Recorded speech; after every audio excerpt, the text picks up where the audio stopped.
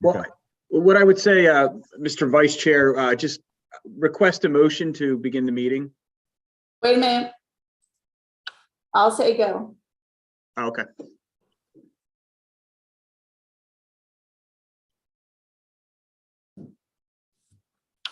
Okay, how many do we have here?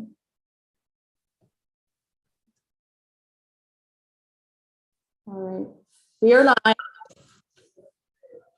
Okay. Say that again, Wendy. We are live. We are Oh, okay. live. Thank you. We're recording.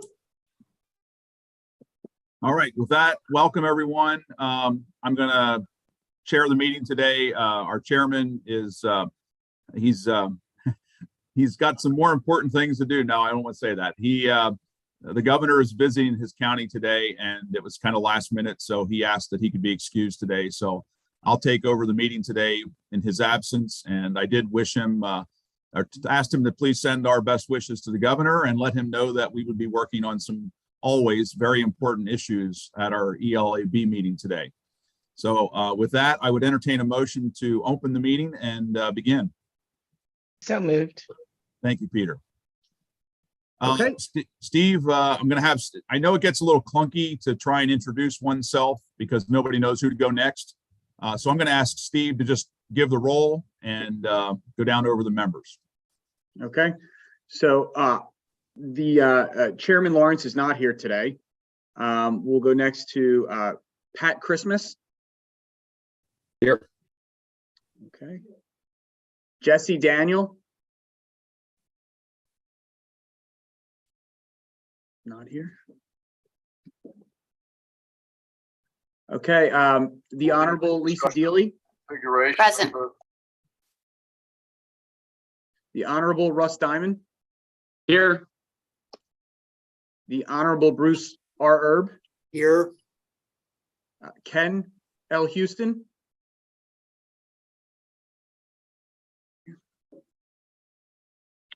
Okay. Christina Iacano.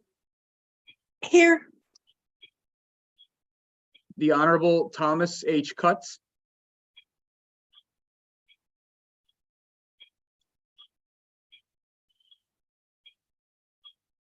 Okay. Honorable Dave, and if I mispronounce this, I apologize. Lore.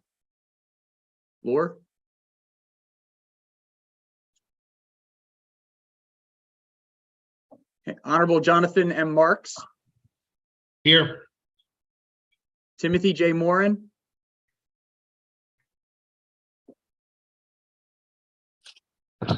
Okay. James M. Smith.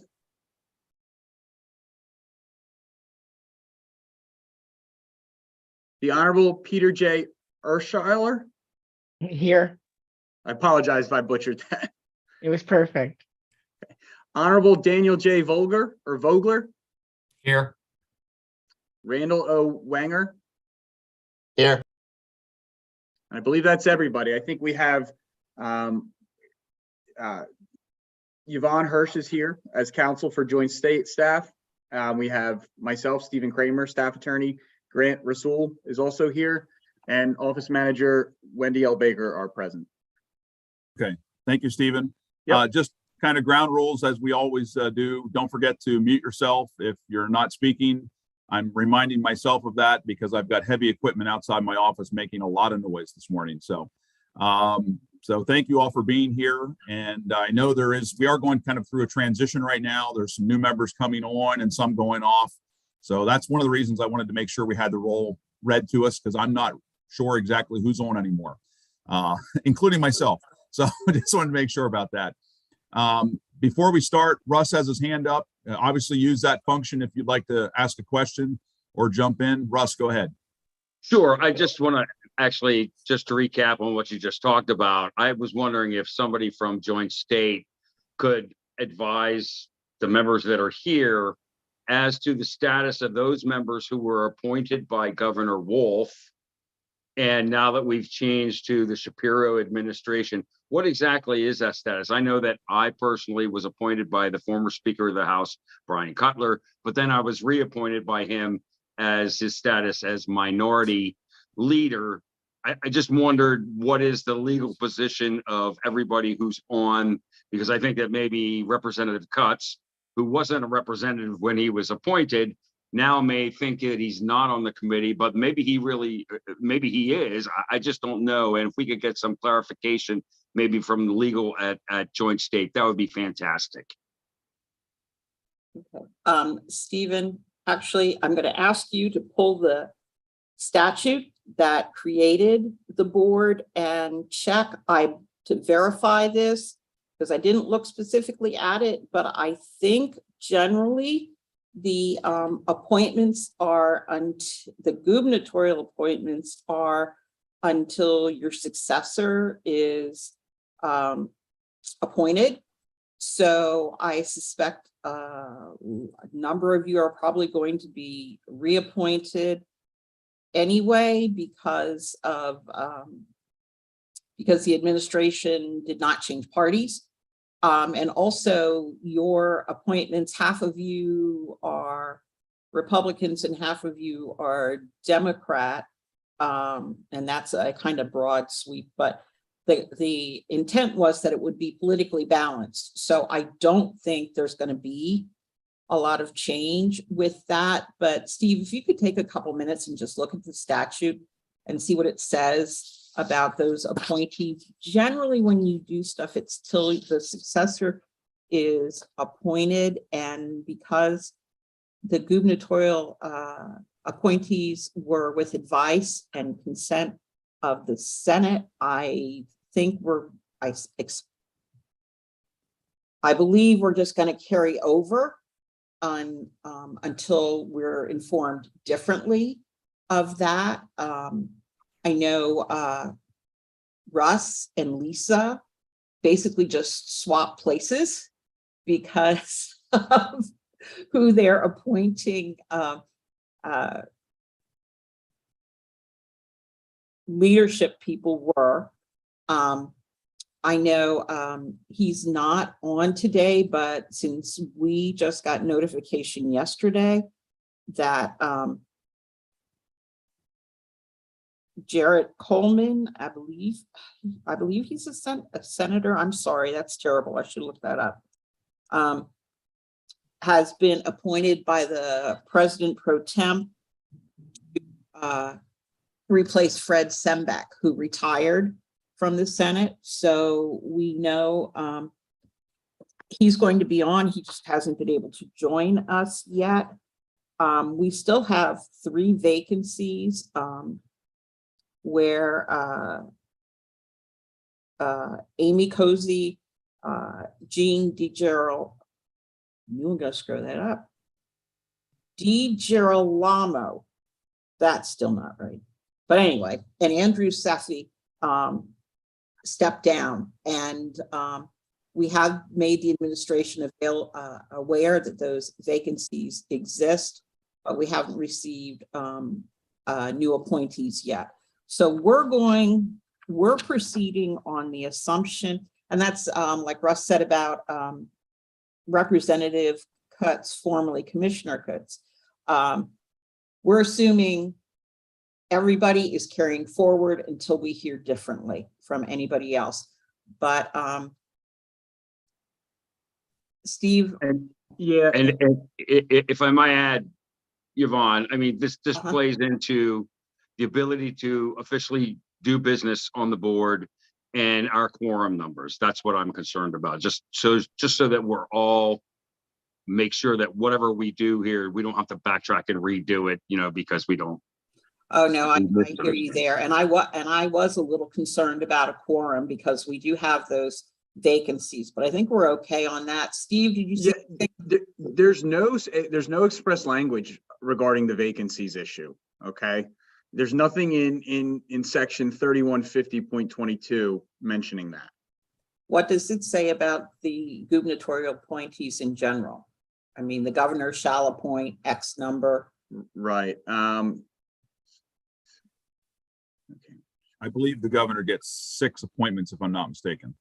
Yeah, it says 1 member from each congressional district of whom no more than half may be registered with the same political party, appointed by the governor and confirmed by the Senate, and which shall include members who, 1, represent groups advocating for individuals with disabilities. 2, represent groups advocating for voting rights. And 3, represent county commissioners or county election officials.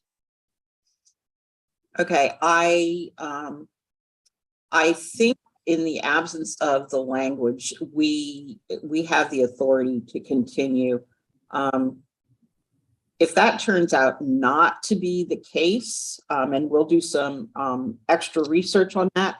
Honestly, it never even crossed my mind because 99% of our boards are short-term or are for a fixed, even if they're longer, they're for a fixed term. So these recurring bodies like this one are pretty rare, especially having gubernatorial appointees. But I can tell you, Yvonne, I didn't see anything in the definition section either, maybe defining, vacancy or defining term or anything like that. So I checked the definitions under this section, and I also went back up to the overall election code, election law code definition section. And I didn't see anything. So, there's nothing expressly in this section or elsewhere that I can see that addresses that. And Yvonne, if I might add, you said you didn't even think about it. And this is one of the reasons that we're here as the Election Law Advisory Board, because even the legislature, myself included, did not contemplate the changing of administrations, but it speaks to the Yes. larger issue as to why this group exists, because the legislature didn't contemplate a lot of the issues that have arisen from election law changes that have come back recently. So it's a perfect illustration of why this group exists, but maybe we should have contemplated even the existence of this group a little bit better, but you never know until you go down the road. Thank you so much.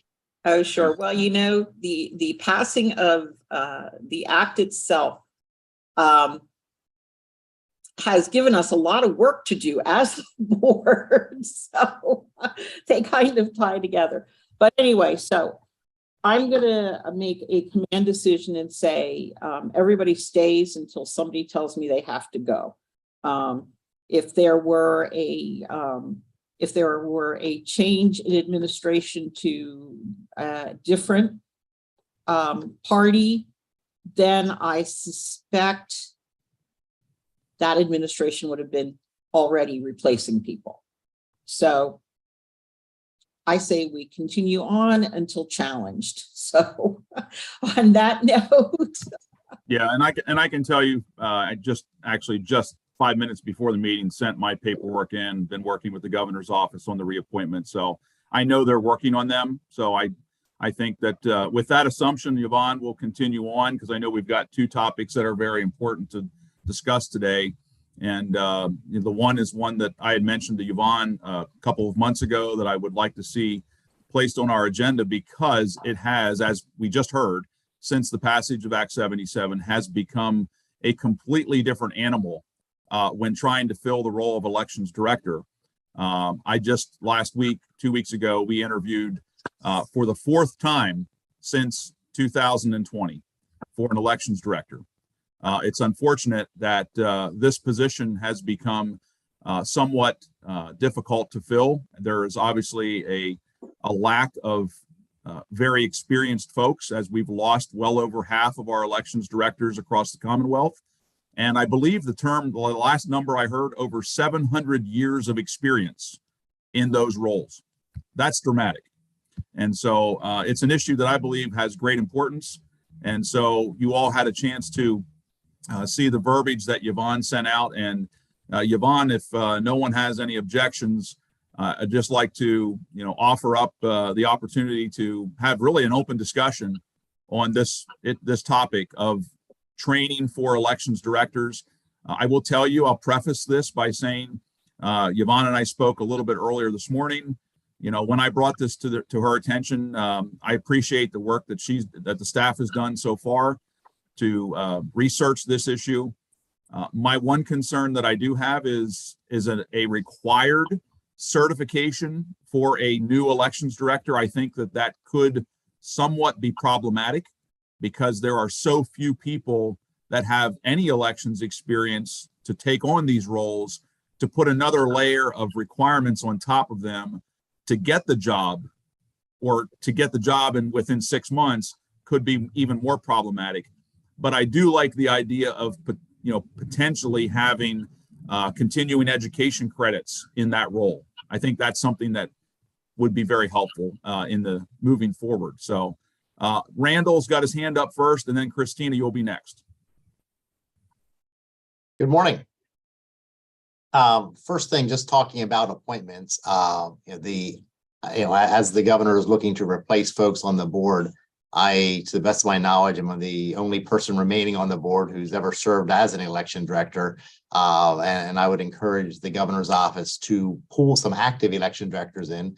At this point, I'm 2.5 years removed from a role I had served in 9 years, but I think they're important. Their perspective is important. And I have reached out to some of my former colleagues in regard to the education component here that was distributed.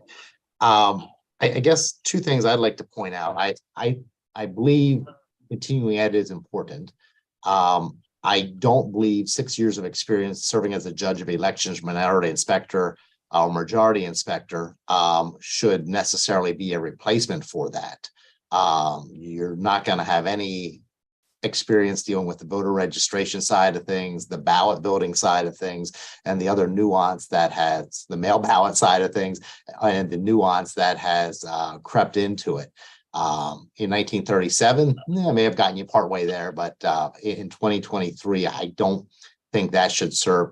If we believe education is important, that's fine if, county commissioners want to consider that when they're looking at someone who has an interest in elections, but certainly I don't believe it's an equivalent training to be an election director, especially in the current world we're in with the equipment that we're using, the mail ballot component of it, the voter registration side of it.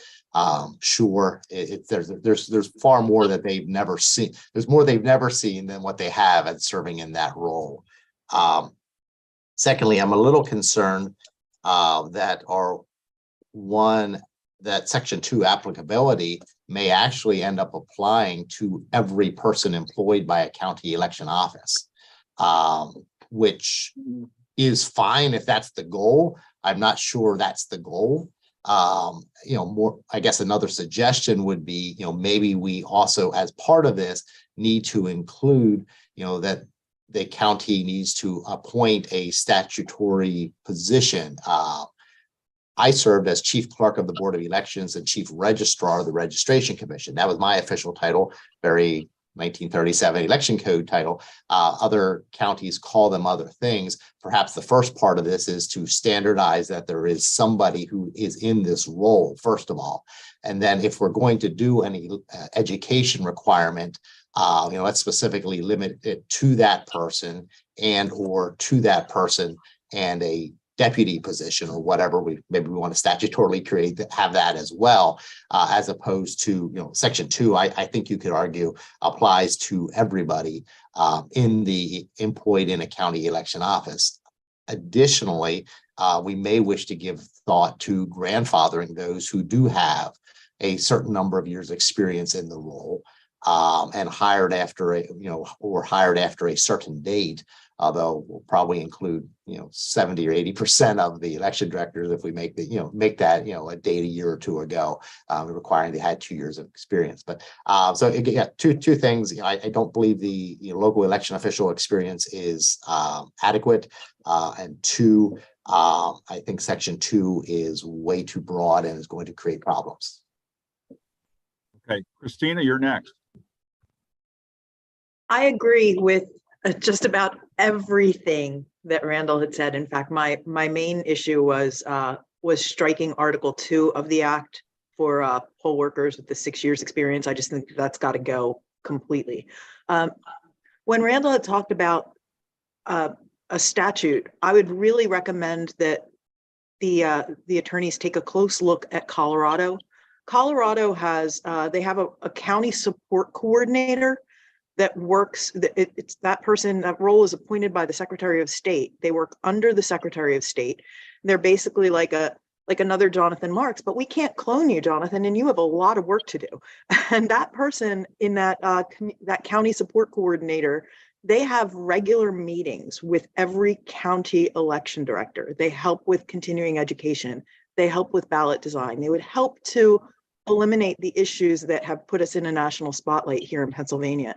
And I think that it would be a really welcome look to maybe take a closer look at the code that they have there in Colorado to create that position and create someone under the Secretary of State's office that helps in directing counties when they hire, when they, when they have needs, and when they have things that maybe they're small counties, like as you said, Joe, if you're having problems hiring people, these people would be there to help you with those needs that you may have. In Colorado, they do a wonderful job of it. It's a nonpartisan position. It really serves a lot of good. And I think we should take a close look at that to see how that might benefit Pennsylvania. All right, thank you, Christina. I've got Yvonne next and then Jonathan.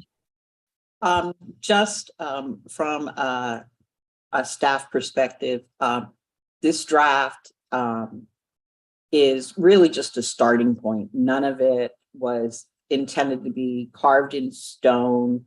And in fact, I agree with Randall and Christina on the potential for that applying to all the workers, because there are so many different names for the people who perform that function. We were trying to identify the people who serve in that position, but an actual definition of that position that would make it a lot clearer. So that's something we can definitely go back and do.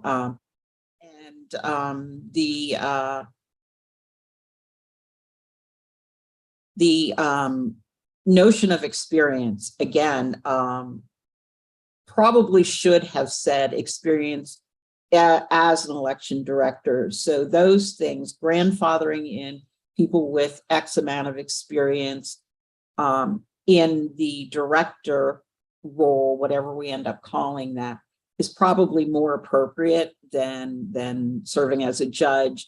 And it would be more an issue of determining how many years experience, the things Randall was saying about how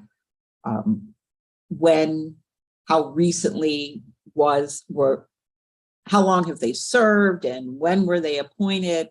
Because again, if they were appointed before 2019, whole different ball of wax. So those issues, we would really be looking for some specificity from all of you so that we, assuming at the end of this meeting that you all agree we should make this a statutory requirement, that we can go back and write something that's more inclusive. And I did take a look at the Colorado stuff that Amy was talking about. And overall, I think we can include that. The position is nonpartisan in Colorado. And we do have some issues here in Pennsylvania with people not feeling that the Secretary of State position and people appointed under, or excuse me, Secretary of the Commonwealth, and people appointed under that being partisan and concerns about that. So I think that would be the only pushback we might see. And there is, I believe it's a constitutional amendment that's been introduced to change the Secretary of Commonwealth from an appointed position to an elected position. And so those kind of concerns are kind of dancing around the periphery of anything we do at the Department of State level. But the county coordinator itself looked like a good idea to me. So for what it's worth, that's where we're coming from. But none of this is anything that we're going to go out and say, oh my God, they changed our language, because this was absolutely throw it at the wall and see what sticks and take it from there. So this is not really, I'm not a member of this board, so I probably should shut up now. Joe hasn't muted me yet, but that's soon to come, I'm sure. I didn't know I had that power, so I don't know how to do that. I'll need a 12-year-old to show me where that button is. But I'm going to ask, Yeah, I've I'll got- let Jonathan move on. I've got Jonathan up next and then Lisa, and then I'm going to insert myself with my hand up after that to make another point on item number 3. Jonathan. Thank you, Commissioner Cantz. I do want to say I'm pretty sure like one of me is more than most people can handle, so I don't think cloning me is a good idea. But I agree with what Randall said and Christina regarding the poll worker experience. It's not a bad thing, but I don't know that it's necessarily going to translate to running a county election office. And I did want to note, I think the term election director is fairly recent. It was really a term of art, and I think the General Assembly picked it up just in recent years. When you look at the election code and it enumerates duties for election officials, you're usually going to see the term chief clerk, as Randall alluded to, or voter registrar is the term that's used in the voter registration law. So I'm certainly supportive of perhaps redefining that so it's clear, you know, who you're talking about, whether the term's election director or some other term that sort of identifies the chief administrator of elections. And you may want to include both, because I know in some counties, Delaware County, I believe, is a good example. They have both. They have someone who's there are 4, Christina says, but there are clear delineation between the person who runs elections and the person who runs the voter registration office. So it probably should be inclusive of both of those if that's the goal. Thank you, Jonathan. Good ideas as well. Lisa. Hi, I was just actually going to echo what Jonathan just said about having 2 or making sure that they cover both roles, both the voter registration piece and the overall other side of it, because especially in Philadelphia, it is a lot for one person.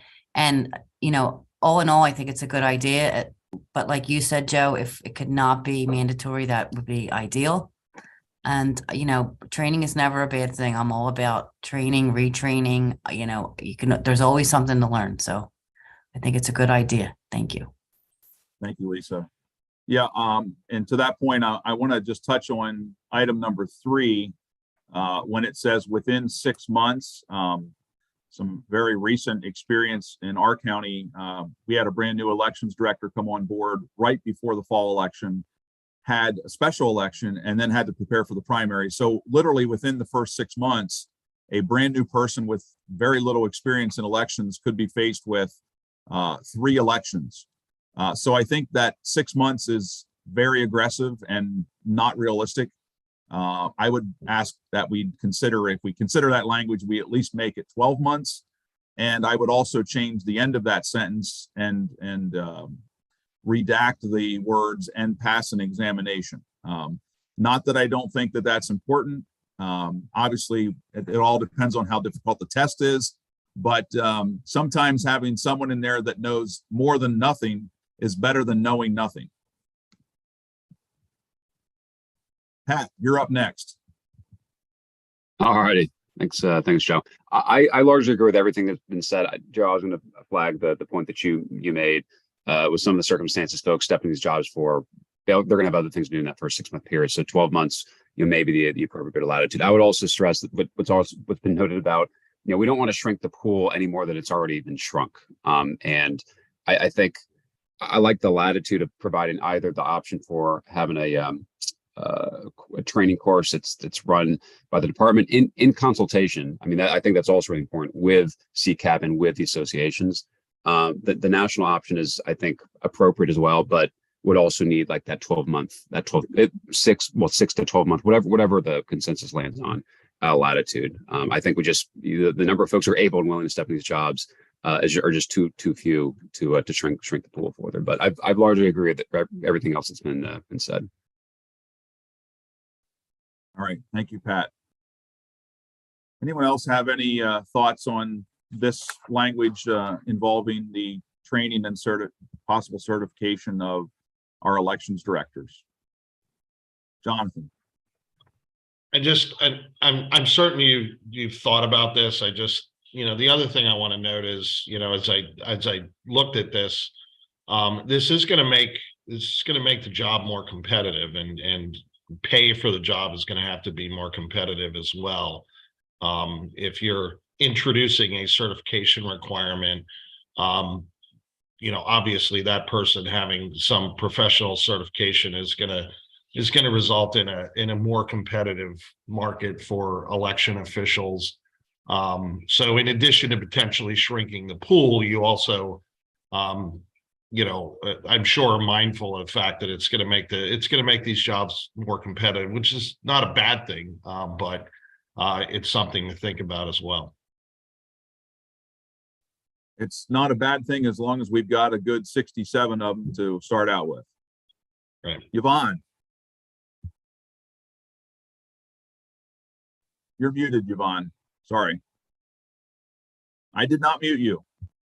No, that's why I usually don't mute myself, because then I forget about it, and it's pretty quiet in here right now. So I'm not at home, because when I'm at home, you get to hear the cockatiel screaming all the time. So anyway, my point was that if we're going to talk about this as being part of a continuing education element, which I know Joe and I talked about earlier today, and I think we've talked about a little bit here during this discussion, is because we're going to go back and take all these comments and, assuming you all agree, come up with a draft that addresses all of these issues that you've raised, that hopefully we can make a recommendation in our June report. But if we're going to do continuing education, do you have thoughts on how often it should occur? What kind of hours requirement it should incur? For us attorneys, we do 12 hours every year, including an hour of ethics. It doesn't have to be all in one day, but every year we have a 12-hour continuing education requirement. There are continuing education requirements for teachers. I can't tell you what kind of interval that is just yet. But if we're going to make this part of this a continuing education requirement, and I think it's appropriate because things change, and Department of State is not static. So if you could give us some little more specific guidance on how often, how much you would want people to do this, that would be helpful. All right, Yvonne. Christina, and then Bruce is up next. I would recommend something like 15 to 20 hours every 2 years, but something to note with that, it would be that if and when election directors or chief clerks are working with their election technology manufacturers on coding, LNA testing, anything like that, if they're taking additional classes on that, some of those should be able to count for that. We really want to make sure that they're learning the systems, that we're not sitting them in a dark room where they're learning abstract parts of the code that might not be useful in their daily activities. That makes a lot of sense. Thank you. Thanks, Christina. Bruce. I was going to say something similar to what Christina did in terms of having things that are practical for them. I think this is something, again, coordinating with, and I'd kind of like even Jonathan maybe to address from the Department of State, or to be thinking about at least the resources they can use. I know the election directors training is great. It was just, I'm sure sometimes the attendance is not as complete on that. I think for a lot of different professional certifications I've had, I like the idea of having it annually, simply because it does force people to do an annual update.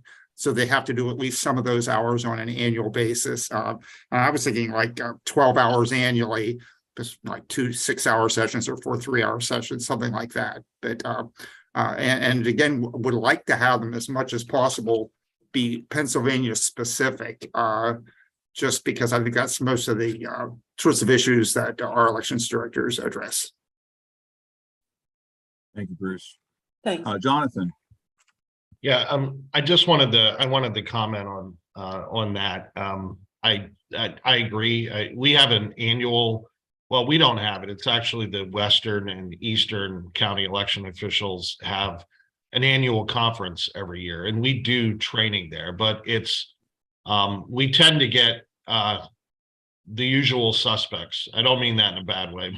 It's the same election directors showing up at these meetings, and we have the same counties not showing up each time. So I agree that because certainly we could do training, facilitate training, even beyond what we do now at an annual conference, which will get them, several hours at least on an annual basis at that one event.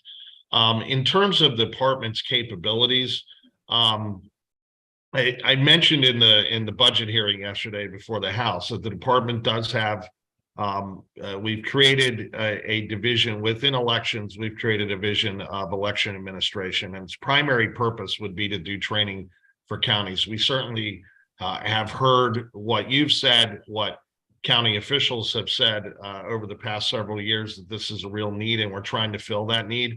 Hopefully we'll be able to fill the complement in that division. Right now, we only have 2 employees in there, and they're doing a great job even already, but we need to fill that complement out if we're going to do this. And the idea would be to have a committed team who's doing nothing but training for county election officials. Right now, the folks who are the training we do and the work we do with county officials, everyone who's doing that is doing 10 other things as well on a day-to-day basis. All right. Thank you, Jonathan. Just so you all can see, I'm not butting in line. I did raise my hand. So Pat, you're next. Appreciate that, Joe. I just have one very, very quick point. Also agree, Bruce and Christina, that an annual requirement would seem to make a lot of sense, and perhaps one way to go about figuring out the details would be, again, to rely on DOS, CCAP, and the associations for the applicability, the timeliness of the topics, the hours, things of that sort. I mean, I think like litigation, like most recent litigation, like on its own, is something that unfortunately we're gonna have to need annual updates on, if not monthly or quarterly updates on. Unfortunately, true there. Thanks, Pat. So I'm going to throw out this idea. I know I've shared this with Yvonne and probably some others in the past at CCAP, and I was going to say the same thing Jonathan mentioned about the East and the West directors conventions. I guess Christina, when she threw out 12 to 14 hours or 15 hours, a little more aggressive than what I was even thinking. I was thinking like 2 to 4 per year, or maybe every half a year, but something is better than nothing, and we've got to start somewhere. But the conventions, to me, seem like a really good place. And to Jonathan's point, sort of the same suspects seen there. If we make it a requirement, I think it's going to make it much more important for those folks to get in the same room. And I don't know about you all, but when I go to commissioner conferences, it's the discussions that I have with the folks that have the experience where I gain the most information from. It's the not repeating the same mistakes others have made. It's the war stories of how they learned about the law the hard way in the courts or wherever it may have been. And so those discussions many, many times often bear more fruit than even some of the training, although that's important as well. What I was going to suggest is, CCAP, as far as the commissioners go, has a program where each of our commissioners have the ability to sign up for continuing education for a program that CCAP runs, to a leadership program for commissioners. That mechanism is already set up and in place. And while I've not spoken to them, and they might not like that I'm suggesting this, There may be the ability to utilize CCAP in that capacity if we were so inclined. And quite frankly, to Yvonne's point earlier, administrations change. Department of Commonwealth does change with a certain perceived bent to one side of the aisle or the other. My statement to folks is always the number one priority for commissioners is to run a safe and secure election. Number one. Without that, nothing else matters. And I'm very passionate about that subject. Outside of that, 911 is the most important thing that we do. It's life and death. So I'll stop there, and Russ has his hand up. Thank you, Mr. Vice Chairman. Just floating back to what Yvonne and I discussed earlier in this call, I think we have to be contemplative of the potential in the future when we talk about this and make recommendations to the General Assembly. So my concern here is I don't want some county in the future to be subject to some sort of litigation because their elections director missed 1 hour of training in that particular year. So we have to contemplate what happens when an election director does not meet any kind of requirements. I mean, we don't want to hamstring a county by having them not be able to have an election director function in that position simply because they, might have gotten into an accident and missed an hour of training, that sort of thing. So in the interest of being fully contemplative of what's possible in the future, I think we have to think about that as we develop this to make recommendations to the General Assembly. I think we can play with that, Russ. I think we can think about that and yeah, I think we can write that. Give me enough time. Thank you, Russ, for making us think ahead a little bit. That's a very valid point. Bruce. When Russ makes a good point on that, I think normally on certifications like that, people are given an example would be given 6 months to make up the hours they missed afterwards. Again, that can happen, obviously, but I think by the same token, you need to keep standards. And maybe that's a good way to look at fulfilling both of those. Good point. Yvonne, so far, what I've heard is there are a lot of thoughts on, and again, thank you to the staff for, we've got to start somewhere. And whether we all like it or not doesn't matter, but we've got to have a starting point. And what I've heard so far is, number one, I'm always impressed with this board and the obvious thought that people put into this meeting before we get here, which is, I think, just a reflection of the caliber of folks that we have on this board. And I'm always impressed with the amount of agreement that I hear from everyone on the call, because we're all thinking about it from a common sense perspective. We've got to get the job done. How do we do that? How do we not get sued every time we do something? How do we not have an election called into question? And that's my point when I say possibly having some other organization involved in the training aspect. We've got to do everything that we can in this day and age to instill confidence in our voters because of the rhetoric that happens on both sides of the aisle and in the news media. And so that's why I see this job as a volunteer on this board being so important. And that's why I appreciate all of you being on here today. Yvonne, do you have, it sounds like we've got a good starting point as far as some amendments to this, looking at rewriting it. Is there anything we've not covered so far in your original draft that you'd like more clarification on? No, I don't think so. I mean, it was pretty straightforward and we were trying not to be too grandiose in presenting the concept and really trying to trigger the conversation that we've had this morning, which is, I think we have seen that there is consensus for election director training, and we know that because we made that a recommendation a year and a half ago in one of our reports, but nobody's picking up the gauntlet and running it. And at this point, I think it's our responsibility to provide a concrete piece of legislation that can be taken and introduced by whatever member of the General Assembly wants to do it. But at this point, I think we have to produce a document that has specifics. And all the input we've received here is very valuable and are all things we can make happen in this draft. So what I'm looking for now is just all of you to say, yes, we think this is an appropriate thing to do. And yes, go back, redraft it with all the concerns that were raised in this meeting. We have a meeting scheduled for May 17th, which is where I would like to approve our June report for release.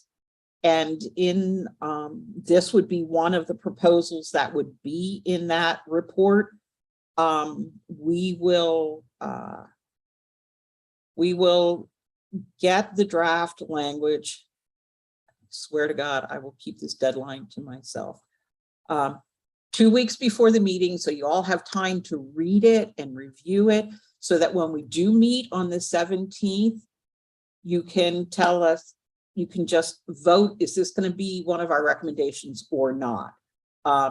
There are other things that we're going to do with the report, but I want to save them towards the end of the meeting to talk to you about. But at this point, yeah, I just want go take this, address all our issues, and to quote Captain Picard, make it so. So anyway, and Joe, were you paying attention to who raised their hand in what order? Because I was. I was, and Good. I've got Christina up next. And so I saw Christina say, "Oh shoot," or something like that when Yvonne mentioned the 17th. So Christina, we're gonna hear from you first, and then Russ, and then Dan. Is that the primary? It's the day after the primary, please. Please no. I could see everyone just like, oh, I don't want to use language that I shouldn't, but like, yes, any day but that day. Oh, no, I'm please, sorry. yeah.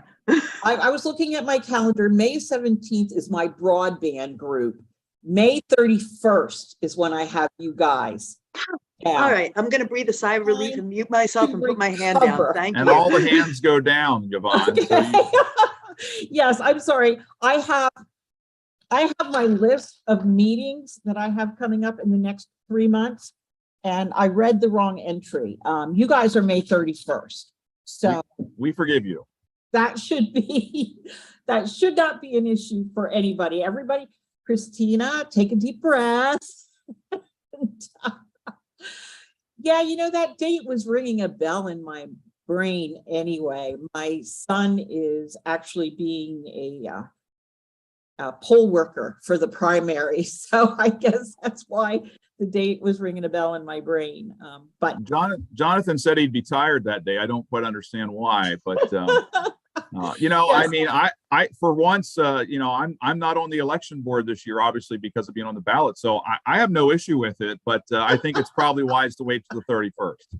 yes, and obviously I thought about that when I was sketching out dates, but just look at the wrong line on a list and you can just get a reaction like that. So we're good. We're good. Good. And Yvonne may have mentioned this early on. I know we talked about it before the meeting today. We did get some feedback after our last report. Why was pre-canvassing not included in that? It was in our previous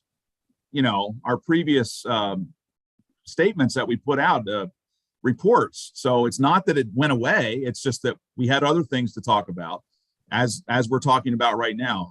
My guess is that this next report, Yvonne, as you just mentioned, and I would suggest this, that as you pass out revised language prior to that May meeting, that we all take a really hard look at that and try and hash out as much as we can before we even get to the meeting, so that we can definitely get an approval up or down moving forward to put that in part of our June report, because that's very important deadline.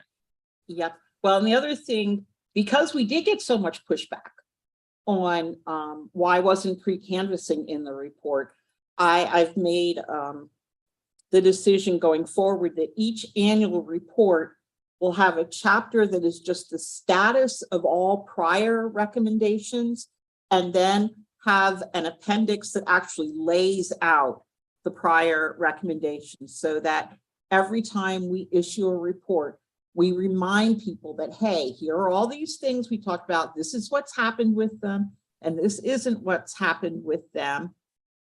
Here's who's in, not necessarily who, because I don't like identifying sponsors, because I don't want partisan responses to who the sponsors to bills are, but to lay out that this has been introduced and this is where it's gone, or this is what committee it's sitting in, so that people know if there's any, if they're getting any traction or if they're being completely ignored.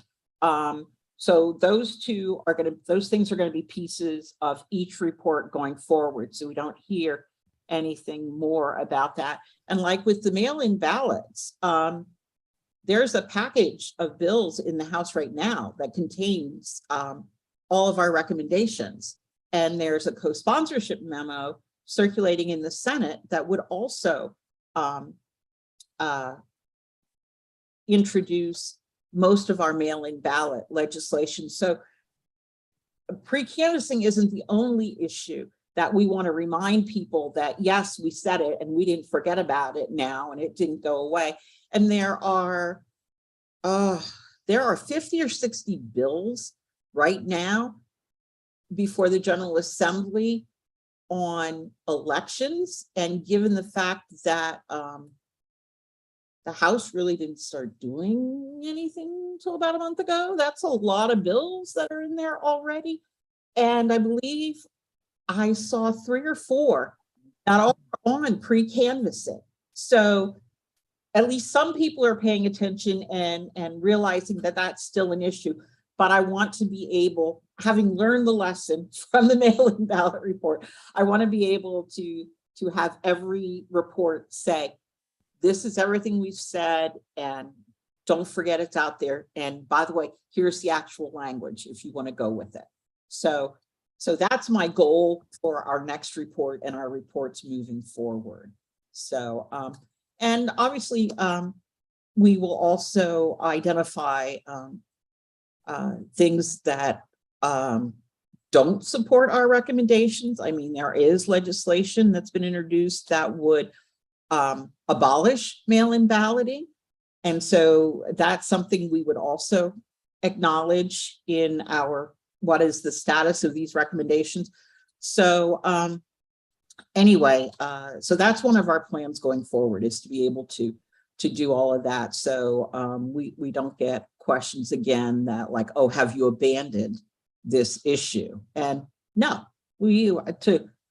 unless somebody tells me different, maybe like you guys in concert saying, we don't want to support this idea anymore, which, you know, if the board completely changes, that may happen. I don't know.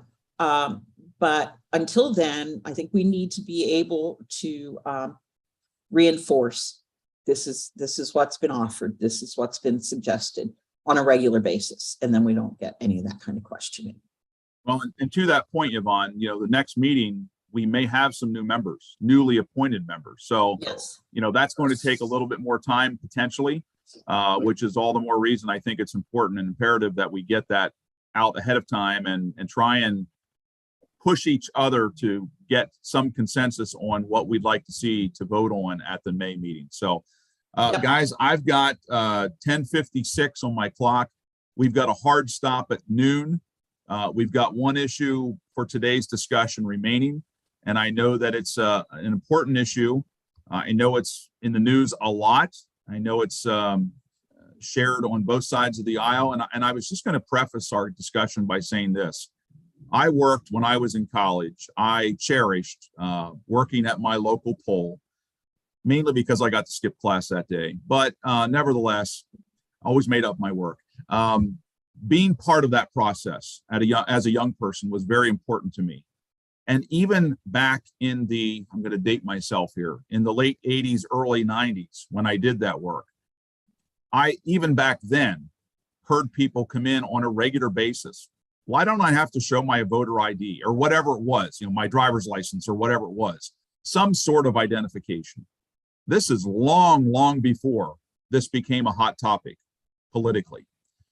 So I just share that food for thought. I thought about that the other day when I was thinking back to when I used to do that work and how people would make those comments coming in, the farmer next door or the shop owner down the street come in and say, well, why don't I just show you my driver's license and you know who I am, and instead of checking me off a list. So for what it's worth, I thought that was interesting as I was thinking about it, but I'm going to open up the discussion.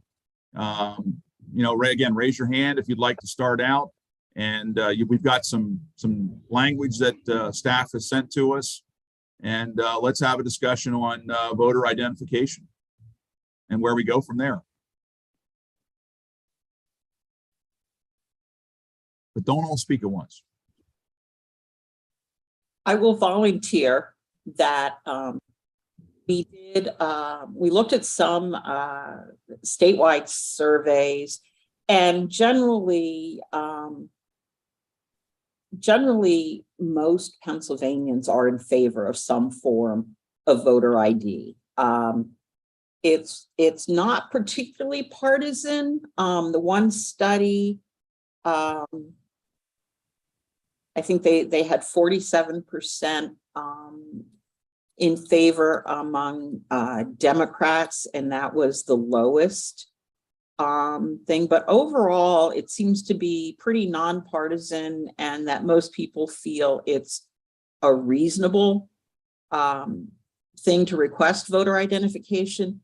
As usual, the devil is in the details and what is going to be considered an acceptable form of identification.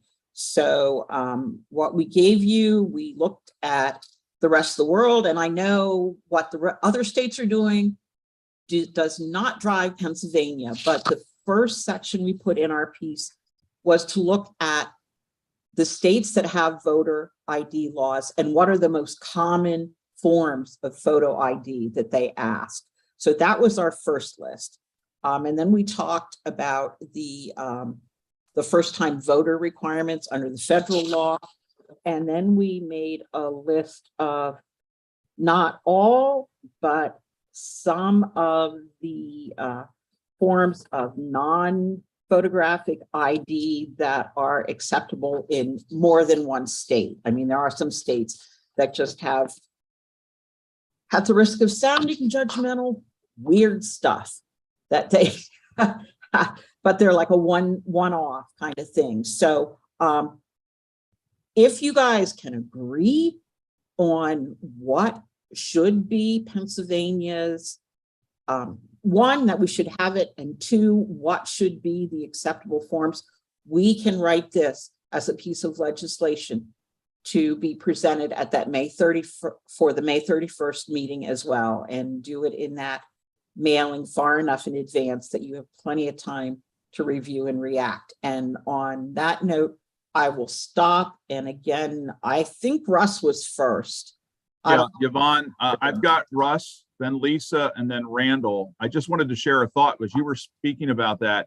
If we think back, and I forget the act number, I apologize, but the last round of grant monies that counties were able to receive from the Commonwealth, even a small county like Snyder here, if I took that amount of money and I divided it by $5 per ID, and I have no idea, but I can't imagine it would cost that much or more than that, that would cover every registered voter in my county.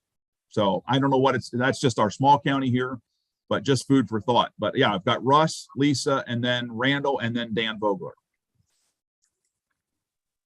Thank you, Mr. Vice Chairman. I just wanted to remind the board and the public watching today that there's a lot of talk about, what do we actually accept as an ID if we're going to require ID. And we do already require ID for first-time voters in Pennsylvania.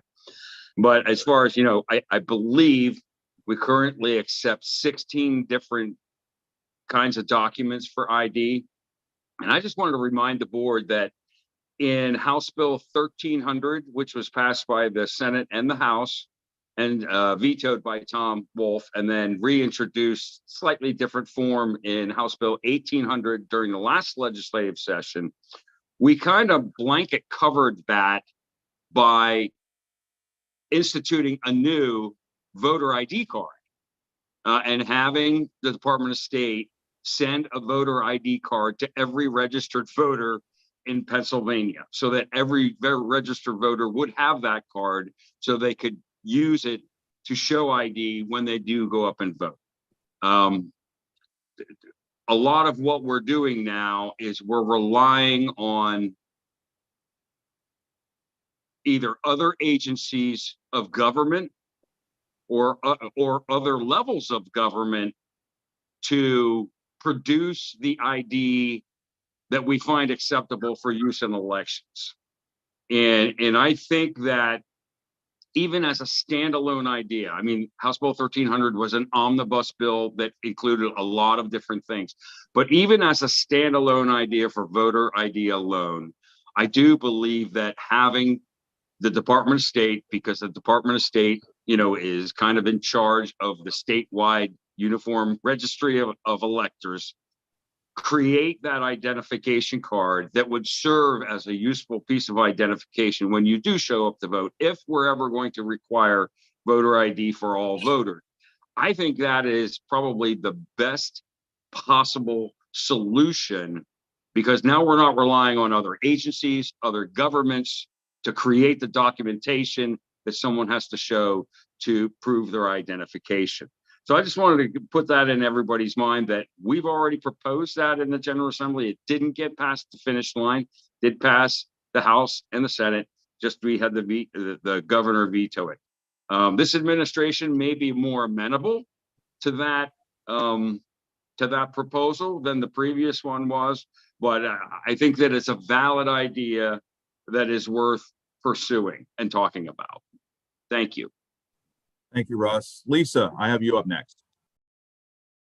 Hi. So I just want to say, and I know, Joe, you had mentioned this earlier about the uniqueness of this body and the great work that we're able to do in a bipartisan fashion. And in that vein, I just would like to say that, in my opinion, there's so much work that we can do on this election code, all this low-hanging fruit that we could really do good work with, that we've done and we can continue to do. I would hate to see us get sidelined by such a divisive partisan issue that we know the legislature is most likely going to take up. And with 50 or 60 election bills in the House right now, I'm sure there are more than a few of them already are addressing this. But if we are going to take it up, I look forward to the same kind of robust conversation that we've had in the past. I will just throw out that looking through them, the only voter ID legislation that I've seen so far has been a proposed constitutional amendment to require some form of photo ID, but it is simply that. It simply says you need to provide photo ID, and it doesn't give any guidance or any specifics or anything like that. So for what that's worth, and in response to Russ's point about the voter identification cards, there are a number of states that accept voter identification cards, but it's not the sole method that you can use. That you can have that and you can use that, but it's not the sole method. Again, and I believe it wouldn't be the sole method, because those voter identification cards, much like Pennsylvania's now, are either flimsy paper ones and don't actually include a photo or the voter's signature on them, and that's why they would require a secondary form of ID. okay. I'm not going to disrupt the flow of speakers, and I think Jonathan is, I think, looking at my screen, you go left to right, Randall, Dan, and Jonathan. And then if we could pause for a minute, I'd like Steve to talk a little bit about Applewhite, which was the case that threw out our old voter ID statute, and what some of the concerns that made that statute unconstitutional that would be relevant to what we're talking about. So on that point, I'm going to turn it back to Randall. Yvonne, before Randall speaks, I am going to include Christina in that because she had her hand up before we Oh, I started that missed- discussion. So I miss Christina. she was on the next line down, but we've got her in line in queue. So Okay. I'm going to ask Russ to put his hand down because I don't know how to turn it off. So, Randall and then Dan. Thank you. I was, and I don't know whether I told this group this or it was the sub panel I was on, but I was hired as Lancaster County's election director, my first in 2012, February 13, 2012. So 2012 presidential election with voter ID was my first election there. I think our voters in general support the concept of verifying that the person casting a ballot in person is indeed who they say they are. But we need to be very cognizant that we don't disenfranchise folks who have been voting for a very long time, who no longer have the product that they need to get a secure ID or an ID period from the state. And of course, the last time we created the Department of State's non-secure voter only ID, based upon Russ, just to respond to Russ's comments just a bit, I think I would probably prefer to see a standardized format that would be issued by counties as opposed to the Department of State, because it would just be a whole lot easier for folks to get to their county board of election as opposed to the Secretary of State. And if the state wants to provide the format, great, so be it. But and standardization would probably be good across the board on it. But having people run to Harrisburg or trying to have the Department of State operate satellite centers to get these things, I just don't think it's palatable. County Board of Elections certainly could expect to issue those on a format determined. And if we're going to do an ID, a glorified voter registration card in Pennsylvania, we also want to make sure that it includes the electronic stripe, because most of our, whether you like them or not, but most of our electronic poll book systems have the capabilities for you to swipe that magnetic stripe and sign in even faster and keep lines moving faster for in-person voting than what we currently have. So we just need to make sure that what we're looking at, isn't going to, cause hardship for those who have been registered and voted for many, many years, but no longer have the documents needed to get an ID, and that we keep that process broad enough while still verifying that the individual is indeed who they say they are, and we're not, creating other issues. Thank you, Randall. I've got Dan, then Jonathan, and then Christina, and then Russ. We're going to go back to the Applewhite, and then you're first on the list after. Am I up now, Joe? Yes, sir. Thank you. Thank you very much. Good morning, everybody. As we continue this discussion regarding identification for voters, I would hope we would all be mindful of certain folks in the Commonwealth, and we have them here in Lawrence County. We have a fairly significant and growing Amish population, and they vote with a great deal of regularity.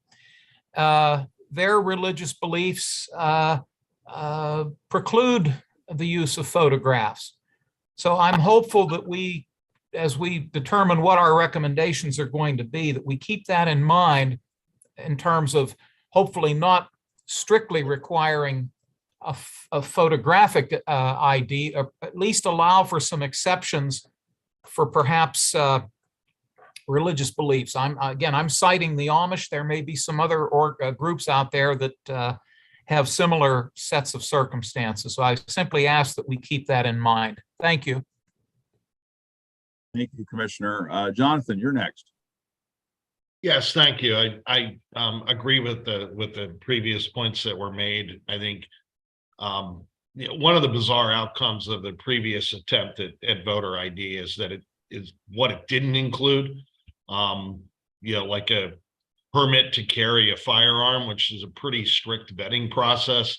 That wasn't included because it's issued by the county sheriff, not federal or state government. So I think, if you're going to look at identification, assuming we can get over the hump, whether that's necessary or not, but if we're going to have this conversation, we have to make sure whatever the list of qualified IDs are very broad, and perhaps include municipal level government. I think the previous attempt, municipalities were included, but it was very specific. It was an ID issued to their employees. It didn't include things that may have been issued to other citizens who were not employees of municipal government. So it has to be broad, and to get to Commissioner Vogler's point, it also has to have a provision for those individuals who just are not going to be able to get a photo identification for one reason or another. And it's interesting where I'm at in my life now. I have an 85-year-old father who had a stroke, and he's one of those individuals. He does not have a driver's license anymore. He really has no need for a photo ID. So we have to consider that, and make sure that gap is filled with some mechanism to ensure that those folks who cannot, no matter how small that number is, there is a number of individuals who are going to struggle getting an ID of any kind, and they have to have a provision that does not prevent them from voting. Christina, you're next.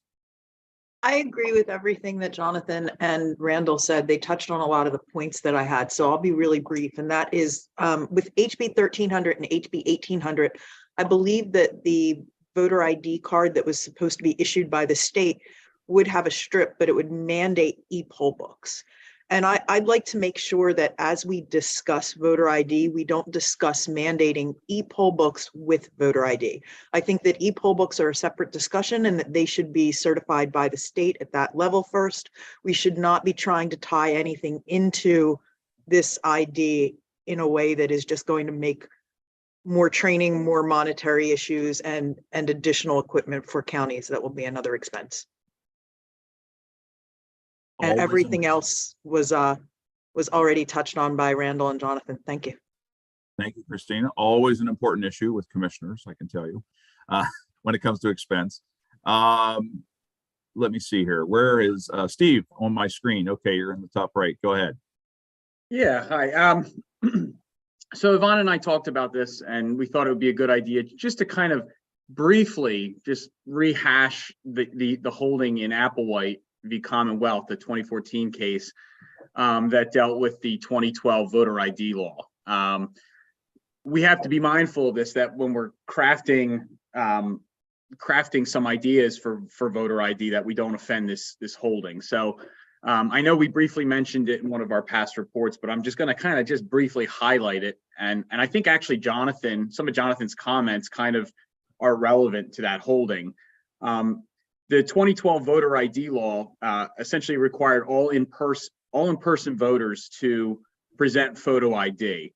Now there was a primary form of photo ID, which was a PennDOT issued driver's license or a PennDOT issued non-driver's license or non-driver ID. I think student IDs, military IDs, and care facility photo IDs were also acceptable. But I think part of the law put an obligation on PennDOT to issue non-drivers a photo ID at no cost. The problem is, and one of the issues that got raised by the petitioner in the case was that in order to get that non-photo ID, they had to obtain all kinds of different identifying documents, some of which the named petitioner in the case was Viviette Applewhite. She was a 92-year-old African-American woman who for many years had trouble obtaining a birth certificate and some of the other photo IDs that were needed in order to obtain this PennDOT issued non-driver's ID. So Ms. Applewhite and a bunch of advocacy organizations banded together and filed a lawsuit alleging that the voter ID law violated the Pennsylvania Constitution. I think the claims were that it was a violation of the fundamental right to vote, and it was a violation of equal protection. The court ultimately ended up holding that the law's in-person proof of identification requirements violated the constitutional right to vote, because what it essentially did was it failed to provide a non-burdensome means for qualified electors to obtain compliant photo identification. So in Ms. Applewhite's case, trying to obtain that free PennDOT non-driver photo ID was burdensome. It created a burden for her to actually get that, because I think in that case, she couldn't actually obtain a birth certificate. The court also held that there was insufficient evidence to support the claim that the state was making that in-person voter fraud was such a problem that combating it constituted a compelling government interest.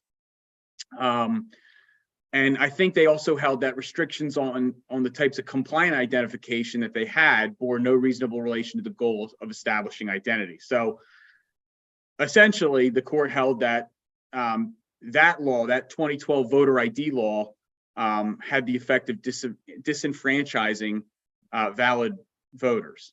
Now, the court did rule against the claim that it was a violation of the Equal Protection Clause, because the requirements for this in-person photo ID applied equally to all electors who lacked compliant photo identification. So this court's application, it should be noted, was just a narrow, it narrowly applies only to identification requirements for in-person voters. So when we're talking about, photo identification, making a requirement for whether we do it for all in-person voters or not, I think it's important, and Yvonne and I discussed this, it's important to keep this case as holding in mind, because if it's perceived that there's a burden in order to obtaining that any kind of PennDOT issued photo identification, we could be running afoul of this holding. And if we put this into proposed legislation, this could be the subject of protracted litigation, like we talked about before, avoiding putting legislation together where there's a lawsuit. So I just wanted to briefly address that. And then I think Yvonne and I talked about this as well. There was a court case in Montana called Montana Democratic Party versus Jacobson. And I think this was just ruled on in the fall of 2022.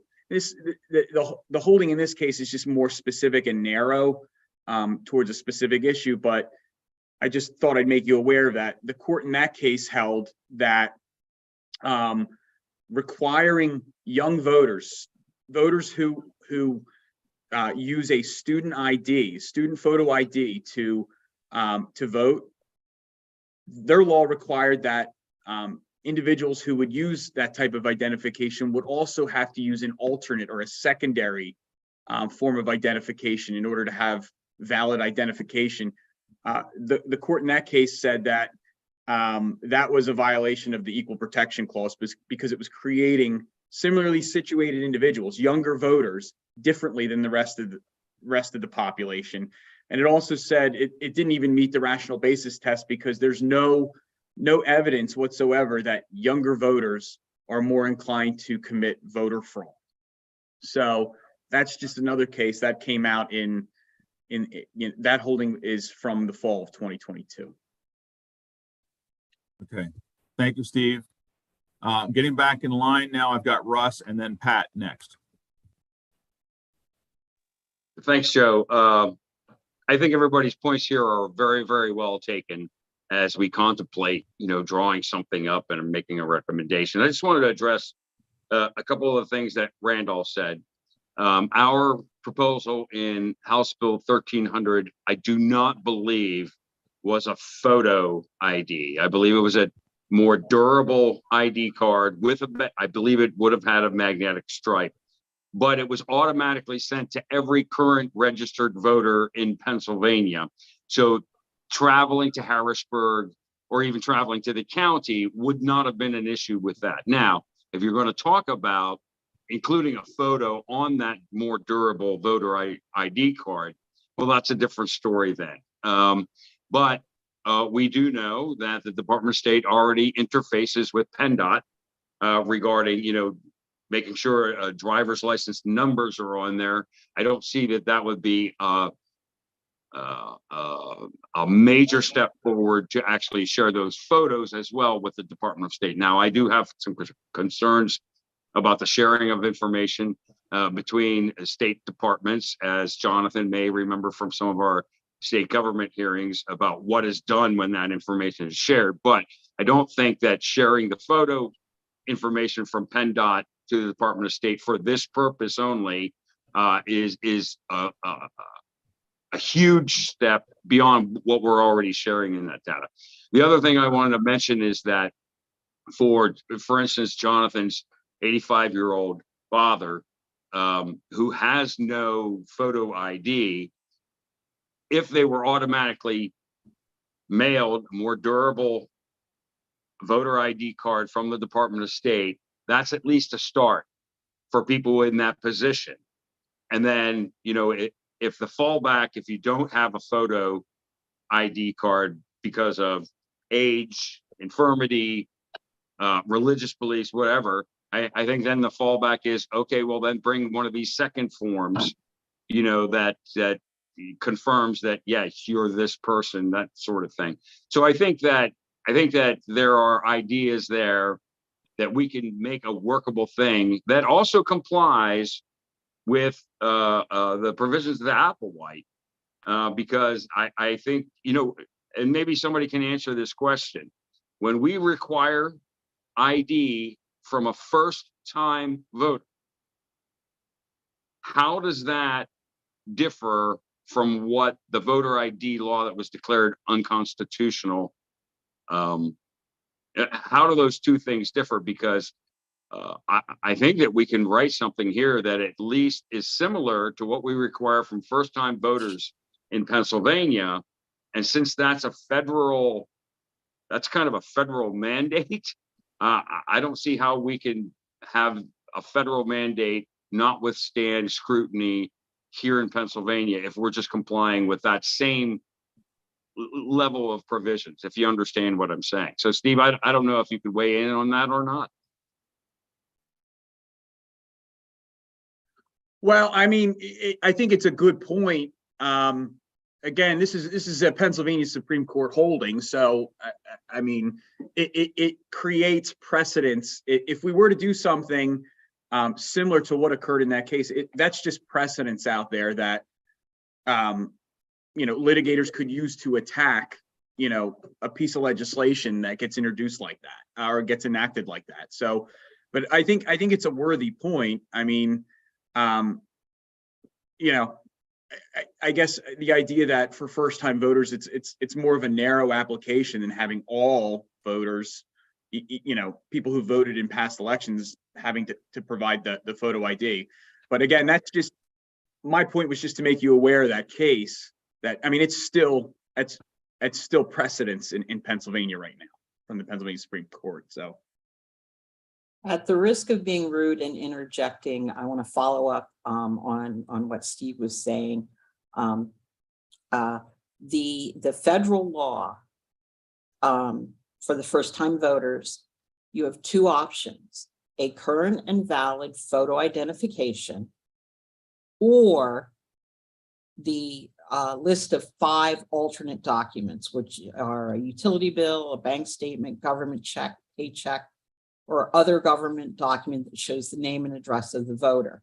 So it's really 2 options, and the non-photo option, that list, yeah, that's the federal standard. And the question is whether or not you feel that list is comprehensive enough for people who don't have photo IDs. The other half of that is if they're going to show a photo ID, what is considered a valid and current photo identification. And that's when we get into the list of the passport, the driver's license, the non-operator identification, the student IDs, those kind of things. So if we wanted to say we were going to stick to the federal minimum, we could do that laundry list of non-photo items.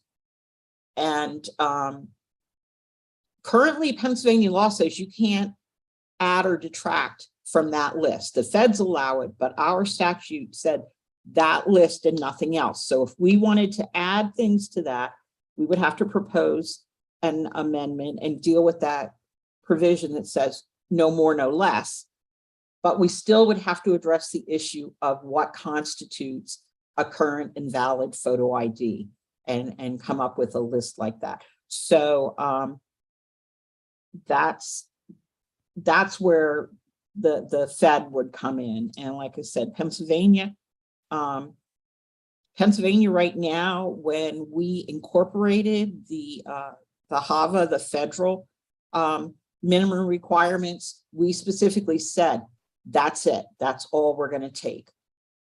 So bear that in mind as we think and talk about this. And now I'm going to stop talking because I know Pat and then Jonathan, right, Joe?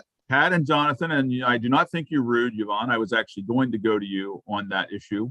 But So the fact that you read my mind scares me a little bit. Vice Chairman, would you mind if I just add one thing about Applewhite real quickly? Sure, go ahead. I don't want to slice through the turns either, but one thing I would note too is that some of the alternate photo IDs that were associated with that law, care facility photo IDs, and there were some other listed alternative forms. There was no legal obligation that those institutions or facilities actually provide the people who resided at them or were members of them a photo ID. So I think it's not as simple as just saying, I think you have to look at the details of what occurred in 2012 versus what we'd be looking to do now, because in that situation, when they looked at all the details, they said some of these people they're not even getting issued them. This is a potential alternative form of photo ID, but there's no obligation for the care facility to issue it to its residents. So obtaining it is an extra obstacle to getting the proof that's required. So I just wanted to add that. The details in that case, I think, matter. All right, thanks, Steve. Pat, did you still have something to share? Yeah, please. This is really helpful to go back through that old court decision. I mean, it seems to me the crux of the matter, both with regard to the courts and sound election policy, is this question of whether the burden to be placed on voters and the electorate is commensurate with the interests of the state. The interest of the state in this case being to run a secure election, an election with integrity. And the problem with that 2012 law was that the burden place was way far and above what was needed to. I guess the intention was to counter in-person voter fraud, but I think I guess the reasons for these sorts of policies, one is to address in-person voter fraud, which we don't seem to have a big problem with. Right, very, very little evidence. I'm not saying it doesn't happen, but the strongest points for this sort of policy is the public polling, right, which I think is pretty clear, which corroborates or aligns with the anecdotes that you brought up at the beginning, Joe. So I think the reason, of course, the federal law has not presented issues is both because there's a long list of photo and non-photo IDs available, but that also, if someone doesn't have something on either of those lists, or if they show up and they just don't have it, which is going to be a small number of people, but it does happen, that person casts a provisional ballot. And House Bills 1300 and 1800 both had, pretty decent lists actually of photo and non-photo IDs, if I can recall. And they also had an affidavit option. If someone who shows up and they don't have anything that's on either list, they have to execute an affidavit where they swear that who they are, that they are a registered voter, this is where they live.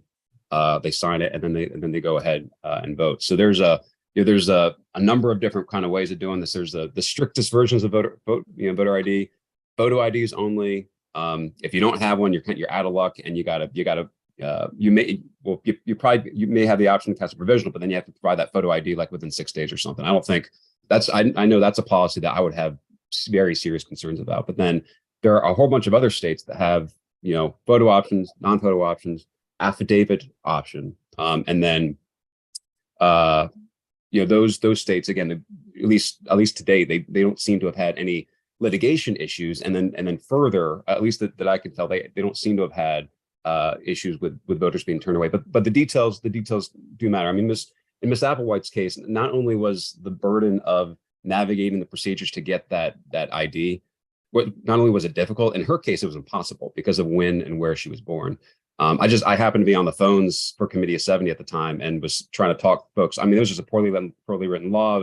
It was even administered worse by the state at the time, and it was incredibly difficult. So I don't think, I'm quite confident like this, this group is not going to like settle around a set of policies like that. But there are other states that like do a decent job of this. West Virginia actually is one model to consider. And Russ, like you said, they're pieces of what was in 1300, 1800 that we can look at too. Thanks, Pat. Jonathan, and then Lisa, and then I had a couple thoughts I wanted to share as well. Yeah, and Pat actually made most of the points I wanted to make, so I'll keep it short. I think this goes back to the comment I made earlier. Whatever the list is, it almost has to be as broad and diverse as the people that it will impact, and that's really the trick with this.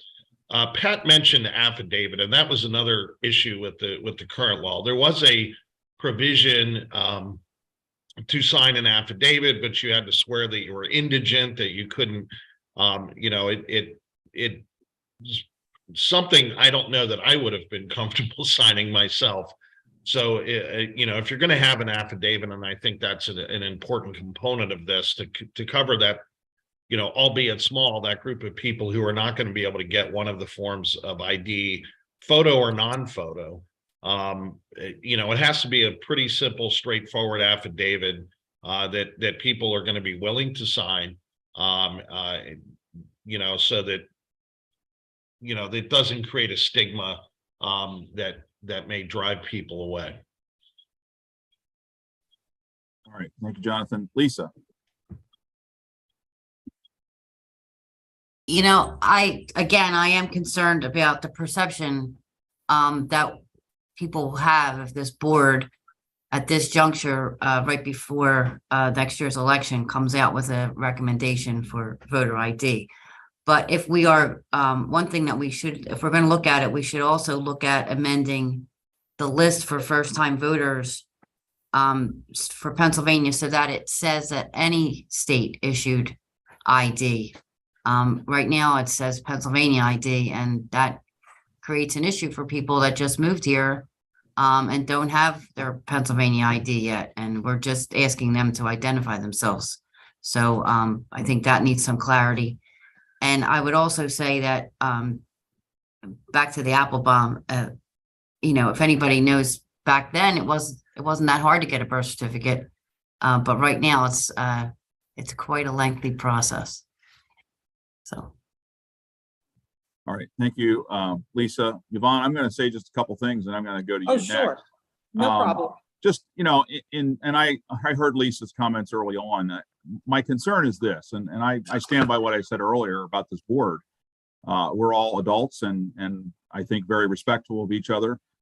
This discussion is going to happen one way or the other, with or without us. My concern always as a commissioner and someone who has to oversee elections is I would much rather be invited to sit at the table and have the discussion than rather have it mandated to me, which is exactly what happened in Act 77. No offense to those that were involved in that decision, mostly leadership. So I think that we can bring, again, some common sense ideas, and I would hope that maybe we're listened to because of the forum that we have here. And then, hopefully we can steer that discussion in the right direction. I know that's a lot to ask of our legislature, as divided as it is, or equally divided as it is, I should say. But I don't want to shy away from it just because it's an uphill battle. So then the one other thing I wanted to mention is this. Again, going back to my poll working days and as an election board member the past 16 years, being at the polls on a regular basis on election day, having some sort of identification. I don't really personally care what type it is. whether it has a stripe or not. If you have electronic poll books, that makes a lot of sense. And we're probably headed there in the future anyway. So maybe we integrate that into our decisions, but having some sort of identification in a day and age where the average poll worker, no offense to them, we cherish them, is probably in their 70s, at least in rural counties, because those are the only people that have the time or are willing to do the job as a great civil participant, may not be able to hear the people that come into as they spell their name, or may not be able to remember them. So having some sort of identification will greatly, in my opinion, speed up the process of moving people through the line, which again, the last thing I want to see is a line that is so long that scares people away from voting in person at the polls. And then again, further to that, this is a totally different discussion than we would have had 5 years ago prior to mail-in ballots. Many of the folks that we've talked about that will be burdened or could be burdened by having a voter identification are already using the mail-in ballot system. So it's kind of a moot point for those folks. Yvonne, you're up next. Okay, just a couple of responses to what comments made earlier, like talking about the affidavits. There are a number of states that allow an affidavit. They're not all identical or consistent. The one that particularly I recall is that you completed an affidavit and 2 poll workers had to swear they knew you if you showed up without an ID. So yes, there was an affidavit, but 2 poll workers had to identify you. Now I happen to know in my precinct that the poll workers pretty much know everybody in the neighborhood, but I'm not so sure that happens for Christina or some of the other, and I mean, Joe, your people could probably do it too, but and especially neighborhoods that are really Yvonne, transitional. I don't mean to interrupt, but to that point, I mean, even in Snyder County, we have a lot of people moving here from outside the area. You know, it's a great place to retire. People are retiring here. And so to that point, you know, there are a lot of people, if I went and sat at the polls today, that I would not know coming through the door that I would have known 20 years ago. Yeah. So that is, I mean, there are some other forms of that as well. And we'll go back and look at the different ways that's been done in other states to get a better feel for it. But that was one way I saw, which would not benefit a lot of people, but it might benefit Miss Applewhite, who's been around the neighborhood for 70 years, and the people working the polls would know her and would be able to attest to that. So that's one point. And there are a lot of details in here. So I think what we're going to have to do when we present this to you is to give you options within each category, because like with the driver's license, most states will say the home state's driver's license, but there are a few that will say any state's driver's license. And again, for Montour County, Snyder County, Juniata County, although they have college students in all those counties, and Montour has all the new doctors coming in and out for Geisinger, but I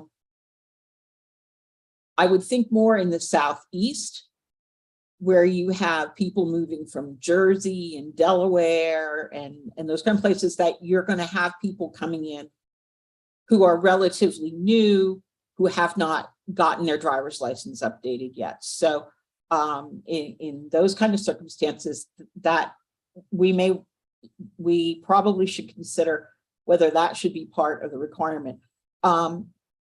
Really strange thing, but with the student IDs, most of the states that allow the use of a student ID, it has to be a university or college within the state, and it has to be accredited. So I guess if you're going to Joe's night school for some kind of training and it's not accredited, you could not use your photo ID from there. So that's something to think about when we're looking at things like that. So I think we're going to have to give you a list of criteria that goes with it. The other issue is talking about, we say current, or rather the feds say current for first-time voters. And you look at other states, current doesn't necessarily mean that it's not expired. And some states will take, and some states make it an exception for people over the age of 65, that they will say, you're over 65 and your driver's license expired, but it expired within the last 6 years, you can still use it. And some states will make an exception for elderly people, an expired driver's license, no matter how old it is. So there are all these little kind of variations on a theme that are going on. So as we draft, I think we need to nail down all these little permutations to see how you feel about them. The other issue is, although this is a hot topic, and I personally feel it's appropriate for this group to make suggestions. I also don't want to rush this to have it done for June if we're not ready to do that by our June report. And Wendy is probably going to start throwing things through the door at me. But if we have to, we can work on this after the fall election and release another interim report. We did it with mail-in. We could do it with voter ID. Don't want to, don't enjoy doing 2 reports a year for any group because there are lots of other groups that we're working with. But I think that's a fallback if we find that we're close, but we're not quite ready to release the Kraken, as it were, for the June report. So, so we're going to go back. We're going to take, again, all the input here, see if we can come up with a draft with lots of options that you can then look at and say yay or nay or whatever. Okay, I'm done. Thanks, Yvonne.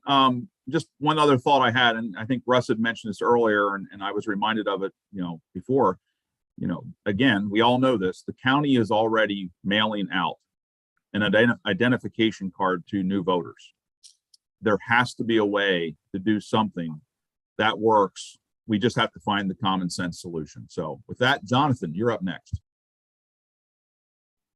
Thank you. I just wanted to, as this conversation has evolved, I won't say I'm having flashbacks, but it reminds me of years prior.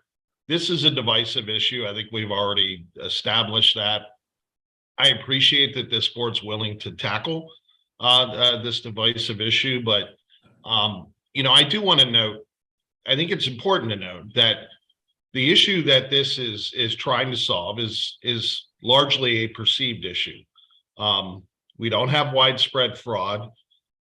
It does occur, and the fraud that has occurred, if you look at the records, photo ID isn't actually going to wouldn't have solved any of them or wouldn't have prevented any of them.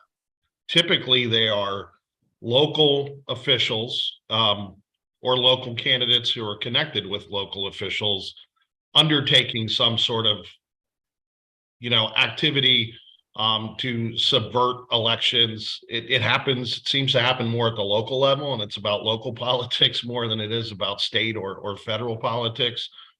So, I think there are a lot of election integrity things that we can tackle.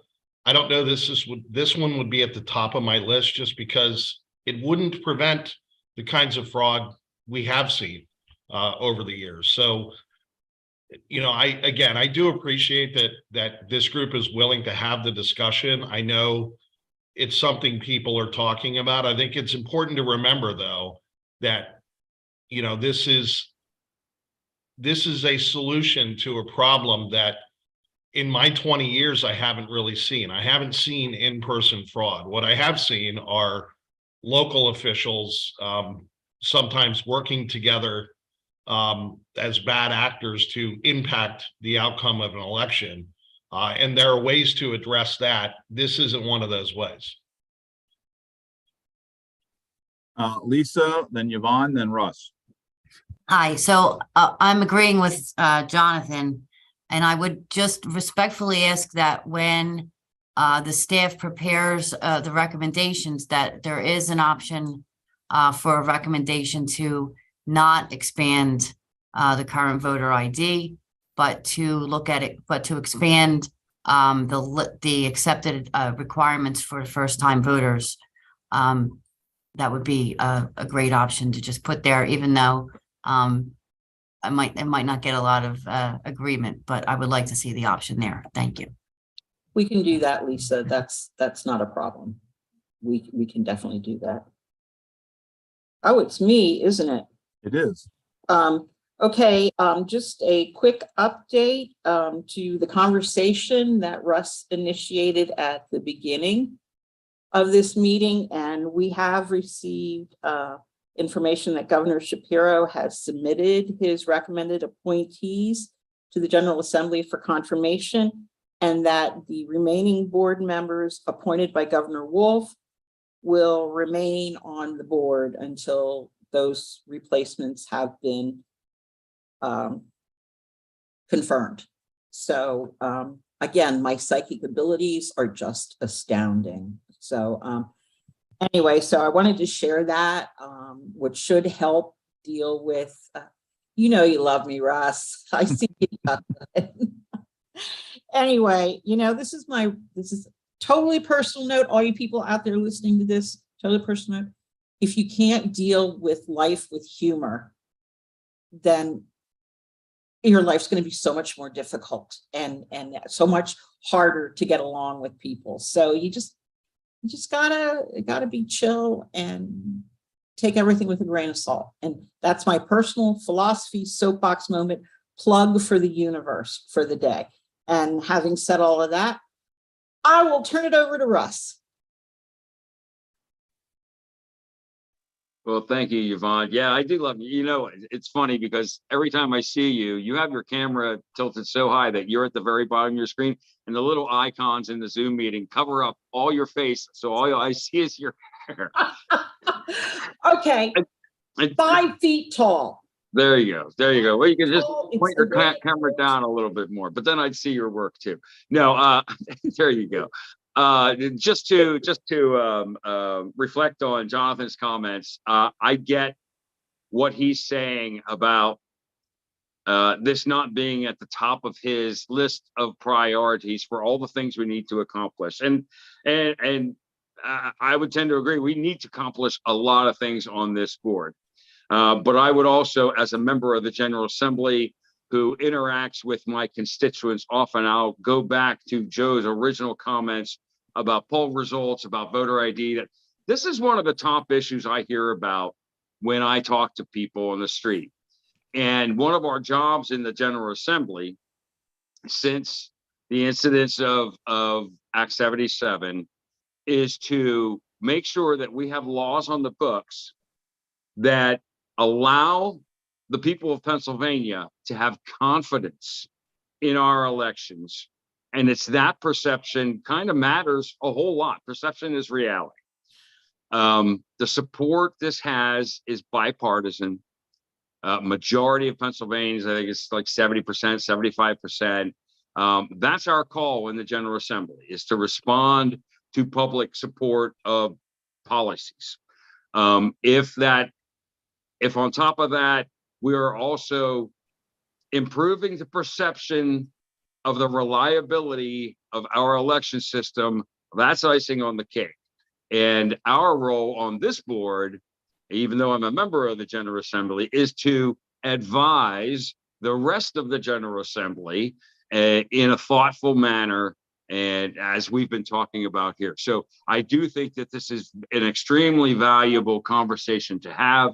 It's extremely important that we actually take this up, do it thoughtfully, and give our advice to the General Assembly as we are constituted to do.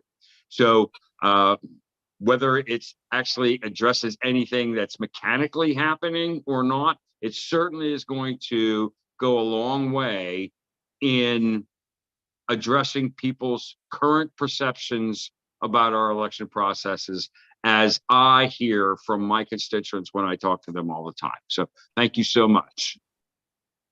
Thanks, Russ. Dan Vogler is up next. Thank you, Joe.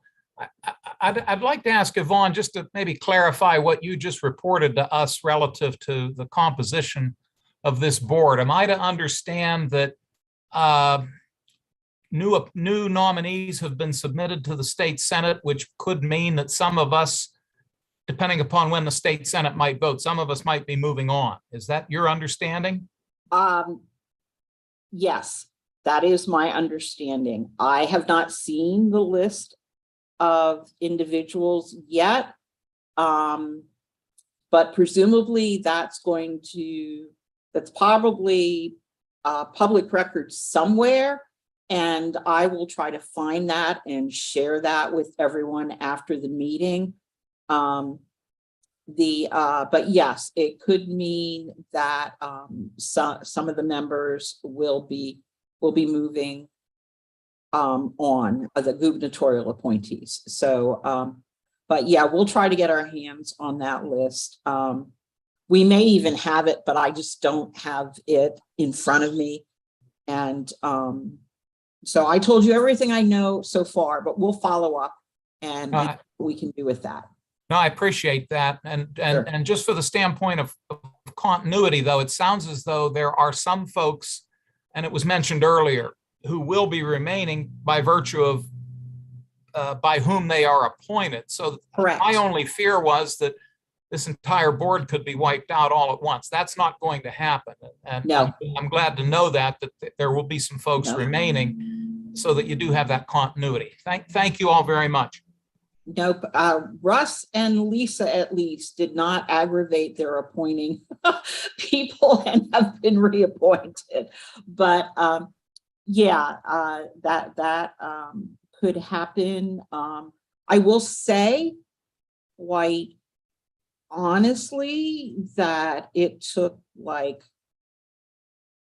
and I'm not casting aspersions on anybody, processes within the General Assembly sometimes take longer than others. The initial appointments to this board, I think, took about 8 months till everything was all confirmed.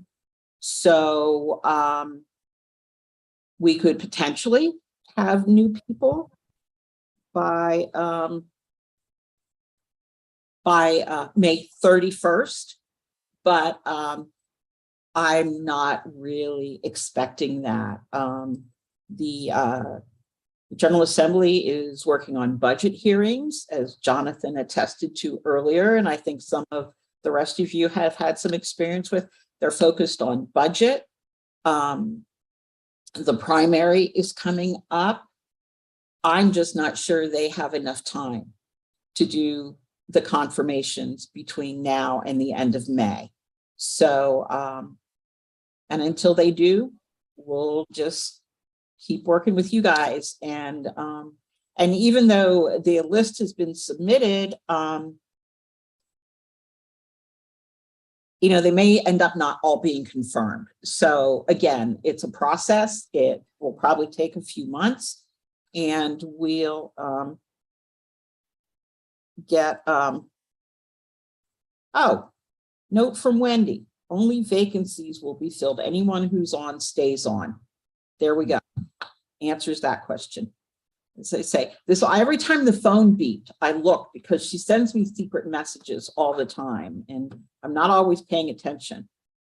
So yeah, so I think we're good. I think we're good. The other thing I actually did still have my hand up, Joe, because I just wanted to add, when we do meet on May 31st, our final conversation at that meeting is going to be about what we're going to tackle next.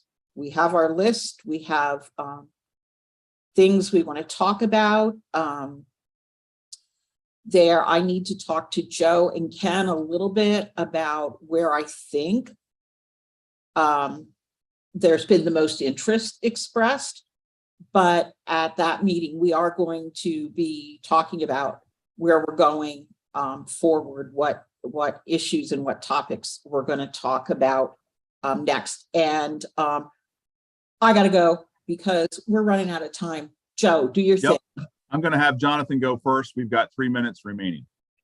All right, I'm sorry, I'll be very quick. I just want to say I appreciate Representative Diamond's comments, and certainly this is a conversation that we had, have to have because of all the interest that's paid.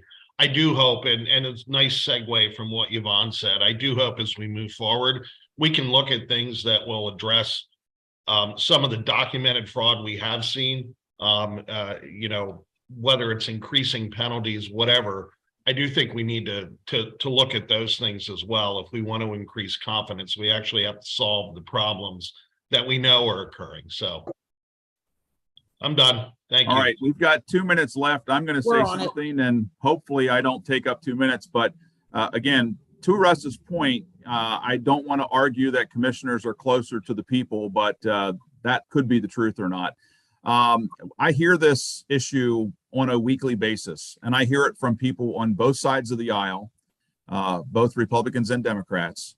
And again, going back to Russ's job as a representative, I see why this is an important issue. And again, to my statements earlier, why I feel we need to at least be in the conversation and not allow the conversation to be handed to us after it's already been discussed.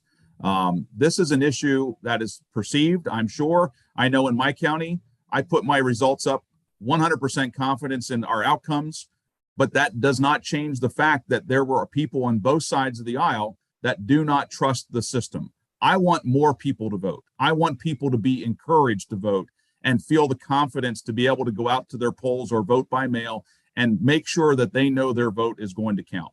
And if passing something as devices that this is perceived to be, it's still worth the fight, because we've got to instill confidence in any way we can to our voters so that they get out and vote. Lisa, 30 seconds.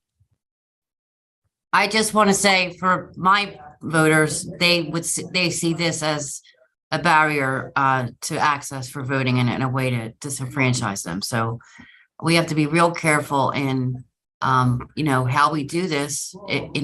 I still think that this board could spend its time doing much more needed things, and the legislature, as Representative Diamond said, is the place where this will happen, and there will be much more discussion about it.